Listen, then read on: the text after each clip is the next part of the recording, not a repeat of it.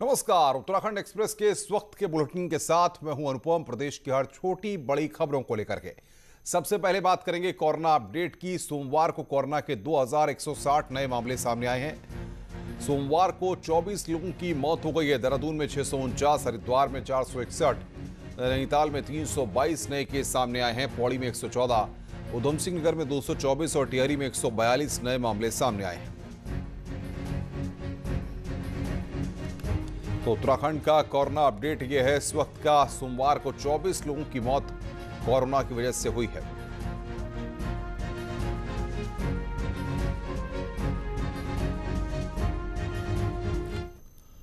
Bulletin में अब बात करते हैं कोरोना के बढ़ते मामलों के बाद सीएम तीरथ सिंह रावत के फैसलों की।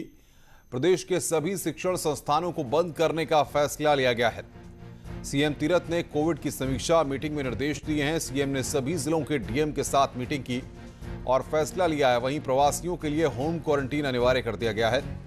राज्यपाल बेबी रानी मौर्य ने भी कोरोना को लेकर स्वास्थ्य विभाग के अधिकारियों को कई निर्देश दिए और पूर्व सैनिकों, एनसीसी, रेड क्रॉस वॉलंटियर्स का सहयोग लेने के आदेश दिए हैं। मीटिंग के बाद स्वास्थ्य सचिव ने बताया कि कई होटल कोविड केयर यूनिट में बदले जा रहे हैं। साथ ही 300 नए डॉक्टर्स की नियुक्ति की गई है।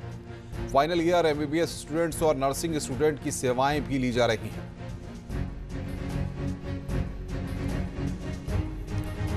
और बातचीत करने के लिए सुनील प्रभात हमारे संवाददाता हमारे साथ सीधे जुड़ रहे हैं। सुनील, सरकार लगातार कोरोना के केसेस जिस तरीके से बढ़ रहे हैं उसके बाद सख्त फैसले ले रही है।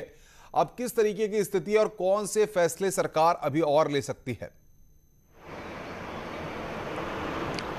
देखिए अनुपम, उत्तराखंड में लगातार कोरोना संक्रमण की स्थिति चिंताजनक स्तर पर पहुंच रही है। लगातार कोरोना के मामले बढ़ते जा रहे हैं और सबसे ज़्यादा चिंताजनक बात यह है कि देहरादून इसका एक तरह से एपिक सेंटर बना हुआ है। सबसे अधिक मामले देहरादून से निकल रहे हैं। सबसे अधिक एक्टिव मामले पूरे राज्य में अभी 18,000 के आसपास एक्टिव केस हैं। उनमें से अकेले 7,000 से अधिक एक्टिव केस राजधानी देहरादून में हैं। तो इसको लेकर सरकार की चिंता बढ़ी है और कोशिश की जा रही है कि किसी तरह जो कोरोना की चेन है उसको ब्रेक किया जाए। उसके लिए प्रयास किए जा रहे हैं कि राज्य सरकार ने कल ही मुख्यमंत्री ने कोविड की समीक्षा बैठक ली, आपात मीटिंग ली अधिकारियों की और ये निर्देश दिए कि प्रदेश भर में जितने भी शिक्षण संस्थान हैं उनको फिलहाल तत्काल प्रभाव से बंद कर दिया जाए। क्योंकि इससे पहले जब पिछले हफ्ते समीक्षा हुई थी तो Dehradun urban area, Nainital urban area, इसके अलावा हरिद्वार का पूरा क्षेत्र जहाँ पर ज़्यादातर केस एक्टिव केस आ रहे थे, कोरोना संक्रमण की रफ्तार जहाँ पर तेज थी, वहाँ पर 30 अप्रैल तक स्कूल कॉलेज बंद किए गए थे। लेकिन अब इसे पूरे प्रदेश में लागू कर दिया गया है।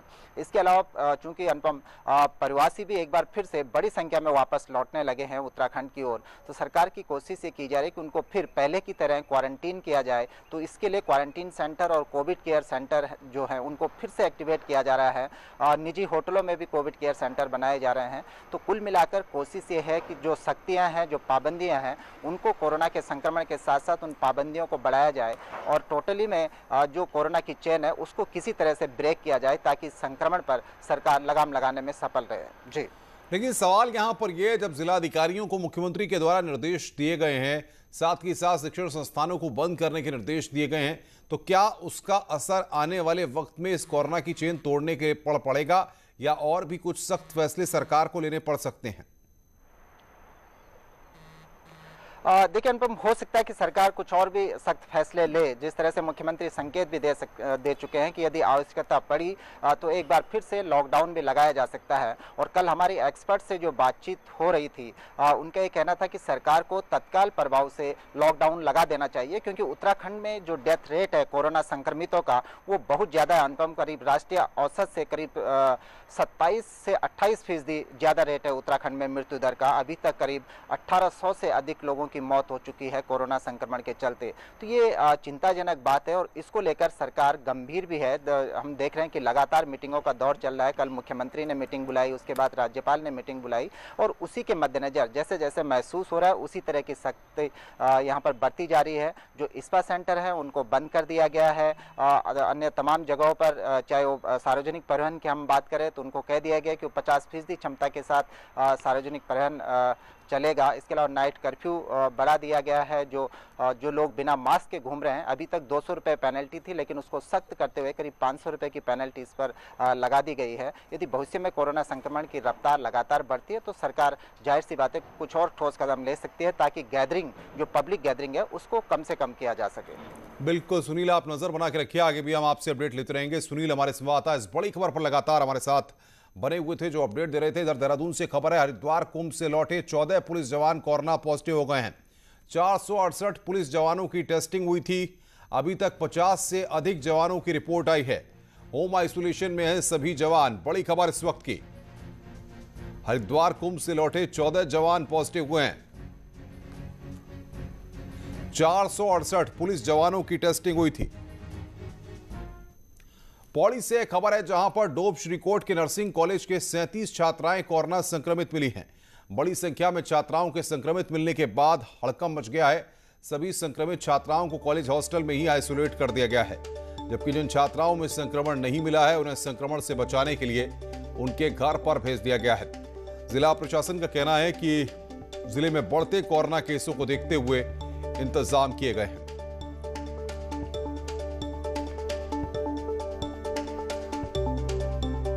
हॉस्पिटल हमने चिन्हित कर रखा है पूरे जनपद में। एक कोटद्वार में है और 2 हमारे यहाँ पर श्रीनगर में कर रखा है।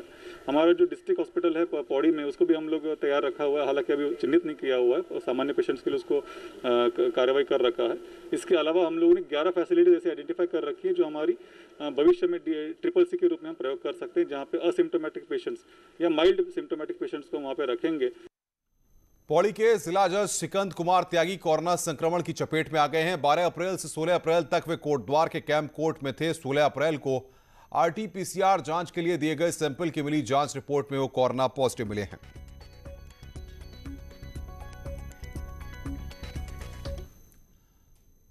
नैनीताल से खबर है, कोरोना को लेकर हाईकोर्ट में दाखिल हुआ प्रार्थना पत्र। देहरादून हल्द्वानी में बेड की समस्याओं को लेकर याचिका दाखिल की गई है।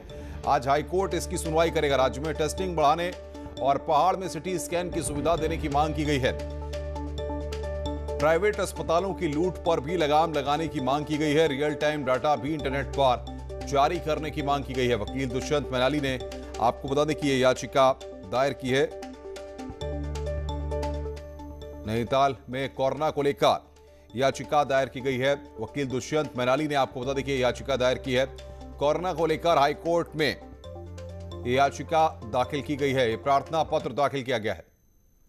और बातचीत करने के लिए वीरेंद्र बिष्ट हमारे साथ फोन लाइन पर जुड़ रहे हैं। वीरेंद्र, कितने बजे सुनवाई होगी और याचिका में कौन कौन सी बातों का जिक्र किया गया है? देखिए अनुपम, अभी कोर्ट खुलने के बाद इस पूरे मामले पर सुनवाई होगी। हालांकि जिस तरह से राज्य में स्थितियां बन रही हैं, बेड की कमी खास तौर पर देहरादून और हल्द्वानी में काफी दिक्कतों का सामना जो कोविड के मरीज हैं उनको करना पड़ रहा है। और टेस्टिंग की जो गति है, जैसे आज टेस्ट हो रहा है तो 3 या 4 दिन बाद नतीजे आ रहे हैं, और तब तक जो अगर कोई कोरोना पॉजिटिव है वो भी आसपास घूमने में रह रहा है। तो इस तरह से अब हाईकोर्ट में एक प्रार्थना पत्र दाखिल किया गया है और टेस्टिंग स्पीड और जो रियल टाइम डाटा है उसको सार्वजनिक करने की मांग की गई है। और साथ ये कहा गया है, अगर इंटरनेट पर ये सारा डाटा होगा तो उससे ये पता चल पाएगा कि किस अस्पताल में कितने बेड हैं और कहां पर दवाइयों की स्थिति क्या है, इन सारी चीजों को लेकर। हालांकि एक गौर करने वाली बात ये भी है अनुपम कि जिस तरह से कोरोना का जो नया वेरिएंट है उससे वो सिटी स्कैन से पकड़ में आ रहा है। कई मामलों में RT-PCR और जो रैपिड एंटीजन टेस्ट है उसमें जो कोरोना वायरस है वो पकड़ में नहीं आ रहा है, उसमें नेगेटिव रिपोर्ट आ रही है। तो सिटी स्कैन की मांग, क्योंकि पहाड़ में अमूमन पहाड़ी जिलों में सिटी स्कैन अमूमन है नहीं, तो जो कोविड केयर सेंटर है वहां पर सिटी स्कैन की मांग की गई है। तो कुछ देर में इस पूरे मामले पर सुनवाई होगी, तो कहा जा सकता है कि कोर्ट से कोई दिशा निर्देश आज सरकार को मिल सकते हैं। बिल्कुल, बहुत बहुत शुक्रिया वीरेंद्र हमारे साथ जुड़ने के लिए और तमाम अपडेट्स देने के लिए। वीरेंद्र बिष्ट हमारे संवाददाता इस वक्त की बड़ी खबर पर हमारे साथ जुड़े हुए थे। वहीं कोविड के बढ़ते मामलों के चलते ऋषिकेश एम्स ने मरीजों के लिए OPD फिलहाल बंद करने का फैसला लिया है।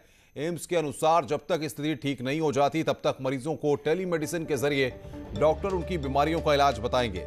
ये सुविधा सुबह 9 बजे से शाम 5 बजे तक उपलब्ध रहेगी।